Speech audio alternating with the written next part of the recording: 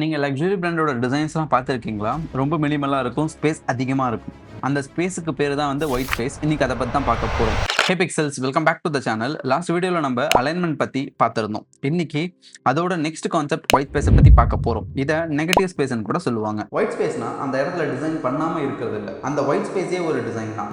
இந்த ஒயிட் ஸ்பேஸ எதுக்கெல்லாம் யூஸ் பண்ணலாம் அப்படின்னா, like separating, grouping, guiding and moreover இந்த ஒயிட் ஸ்பேஸ் அதிகமாக இருந்துச்சு அப்படின்னா உங்களோட டிசைன் ப்ரீமியமாக தெரியும். என்னைக்காச்சும் உங்கள் டிசைனை பார்த்து யாராச்சும் எதனால் இவ்வளோ ஸ்பேஸ் இருக்குது, எதனால் இவ்வளோ ஸ்பேஸ் கொடுத்துருக்கேன் அப்படின்ற மாதிரி யாராவது கேட்டிருக்காங்களா? நம்ம ஆக்சுவலாக வந்து அதை வந்து மிஸ்டேக் கிடையாது, அது வாலண்டியராக வச்சுருந்துருப்போம். So it's an intention, it's not a mistake. So அதுதான் வந்து ஒயிட் ஸ்பேஸோட மெயின் இது. இந்த premium brands like Apple, Nike and then Google Chrome எல்லாம் பார்த்தீங்கன்னு வச்சுக்கோங்களேன், லெஃப்ட் அண்ட் ரைட் எதுக்கு வந்து இவ்வளோ ஸ்பேஸ் கொடுத்துருக்காங்க அப்படின்றது என்னைக்காவது யோசிச்சிருக்கீங்களா? ஏன் இந்த இடத்தெல்லாம் ஃபில் பண்ணல அப்படின்றது என்னைக்காவது யோசிச்சிருக்கீங்களா? நைக்கிலையும் சரி, ஆப்பிளும் சரி, கூகுளும் பார்த்தீங்க அப்படின்னா, உங்களோட கூகுள் சர்ச் இன்ஜின் போனீங்கன்னு வச்சுக்கோங்களேன், சர்ச் இன்ஜின் ப்ளஸ் நீங்கள் சேவ் பண்ணி வச்ச ஷார்ட்கட்ஸ் மட்டும்தான் இருக்கும். மற்றபடி பேஜ் ஃபுல்லாக எம்டியாக தான் இருக்கும். அது எதனால அப்படின்றது என்னைக்காவது யோசிச்சிருக்கீங்களா? ஸோ அது எதுக்கு அப்படின்னா, இந்த ஒயிட் ஸ்பேஸ் வைக்கிறதுக்கு காரணம், I just want the user to focus on what they want. அவ்வளோதான். நான் வந்து வேற ஏதாவது அந்த அந்த ஸ்பேஸை வந்து நான் வேற ஏதாவது கொடுத்துருந்தேன் அப்படின்னு வச்சுக்கோங்களேன். ஃபார் எக்ஸாம்பிள், இந்த நைக்கி பேஜில், இந்த ஷாப்பிங் பேஜில் வந்துட்டு நான் ஷூஸ் பற்றி தான் இருக்குது, பட் நான் இங்கே வேற ஏதாவது ஆட் பண்ணியிருந்தேன்னு வச்சுக்கோங்களேன் எக்ஸ்ட்ராவா. ஐ ஆம் diverting the user from what they want. அதாவது நான் அவங்க வந்தது வந்து இந்த ஷூவை பற்றி பார்க்கறதுக்கு, ஷூவை பர்ச்சேஸ் பண்ணுறதுக்கு. அதை தவிர நான் வேற ஏதாவது கொடுத்துருந்தேன்னு வச்சுக்கோங்களேன் எக்ஸ்ட்ராவா. ஸோ அந்த இடத்துல வந்து கண்டிப்பாக நான் காக்னிட்டிவ் லோட இன்க்ரீஸ் பண்ணுறேன் யூசருக்கு. அதனால தான் இந்த ஒயிட் ஸ்பேஸ் வந்து நம்ம எவ்வளோ அதிகமாக யூஸ் பண்ணுறோமோ, அதாவது கரெக்டாக யூஸ் பண்ணணும், ரொம்ப அதிகமாக யூஸ் பண்ணக்கூடாது, ரொம்ப கம்மியாக யூஸ் பண்ணக்கூடாது. கரெக்டாக யூஸ் பண்ணீங்க அப்படின்னா உங்கள் டிசைன் ப்ரீமியமாக இருக்கும். ஸோ ஃபார் எக்ஸாம்பிள், இந்த ஒயிட் ஸ்பேஸ் அச்சீவ் பண்ணுறதுக்கு மொத்தம் ரெண்டு வழி இருக்குது. ஒன்று கன்சிஸ்டன்ட் ஸ்பேசிங், இன்னொன்று ப்ராக்சிமிட்டி லா. இந்த ப்ராக்சிமிட்டி லா பற்றி நம்ம ஆல்ரெடி நம்ம சேனலில் ஒரு வீடியோ போட்டிருக்கேன். நான் மேலே கார்டில் லிங்க் தரேன், நீங்கள் அதை கிளிக் பண்ணி பார்த்துக்கோங்க. ஸோ இன்னொரு வழி என்ன அப்படின்னா வந்துட்டு கன்சிஸ்டன்ட் ஸ்பேசிங். இப்போ என்கிட்ட இந்த டிசைன் பார்த்தீங்கன்னு வச்சுக்கோங்களேன், ஸ்பேசிங்கே இல்லாமல் ரொம்ப டைட்டாக இருக்குது. இப்படி ரொம்ப டைட்டாக இருந்துச்சு அப்படின்னா வந்து யூசருக்கு வந்து கஷ்டம், அதாவது ரீட் பண்ணுறதுக்கு கஷ்டம். ஸோ இங்கே வந்து நான் கன்சிஸ்டன்ட் ஸ்பேசிங் யூஸ் பண்ண போகிறேன்.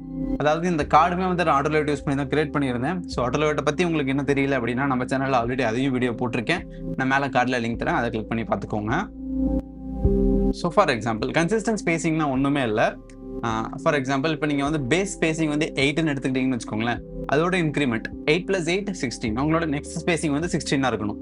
அதுக்கப்புறம் ப்ளஸ் 16 + 8 அடுத்த ஸ்பேசிங் 24. அந்த மாதிரி தான், அதுதான் வந்து consistent spacing. So for example, by டிஃபால்ட்டாக வந்து எனக்கு வந்து ஸ்பேஸ் 8ல் இருக்குது. நான் இங்கே வந்து என்ன பண்ண போகிறேன் அப்படின்னா 24ன்னு கொடுத்துக்கிறேன். ஓகேவா? நான் ஆல்ரெடி நான் ஸ்பேசிங் இங்கே மாற்றுறதுக்கே எனக்கு கார்டு கொஞ்சம் யூசர் ஃப்ரெண்ட்லியாக இருக்க மாதிரி இருக்குது. அடுத்தது இங்கே உள்ள இருக்க எலமெண்ட்ஸுமே 8ல் இருக்குது, நான் என்ன 16ன்னு மாற்ற போகிறேன். ஓகேவா?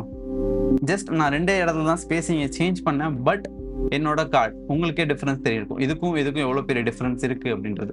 இந்த இடத்துல ரொம்ப பெரிய மிஸ்டேக் என்ன பண்ணுவாங்க நிறைய பேர் அப்படின்னா வந்துட்டு, ஸ்பேசிங் அதிகமாக கொடுக்கறது. ஃபார் எக்ஸாம்பிள், இங்கே வந்து நான் 32ன்னு வச்சுட்டு இங்கே நான் 24ன்னு வைக்கிறேன்னு வச்சுக்கோங்களேன்.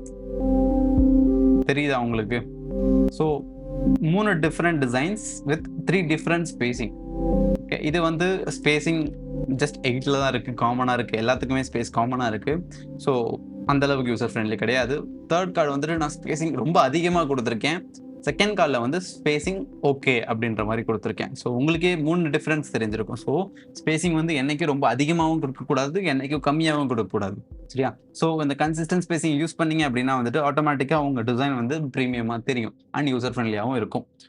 ஸோ இதுதான் கைஸ் இந்த வீடியோவில் ஒயிட் ஸ்பேஸ் பற்றி. அண்ட் நான் டீச் பண்ணுற வே உங்களுக்கு பிடிச்சிருக்கு, இல்லைனா நான் ஏதாவது சேஞ்ச் பண்ணணும் அப்படின்னா வந்துட்டு அதையும் கீழே கமெண்ட் பண்ணுங்கள். உங்களுக்கு வேறு ஏதாவது டாபிக்ஸ் பற்றி தெரிஞ்சுக்கணும் அப்படின்னாலும் அதையும் கீழே கமெண்ட் பண்ணுங்கள். நான் அதை பற்றியும் நெக்ஸ்ட் ஒரு வீடியோ போட்டுறேன். Okay guys, see you in the next video.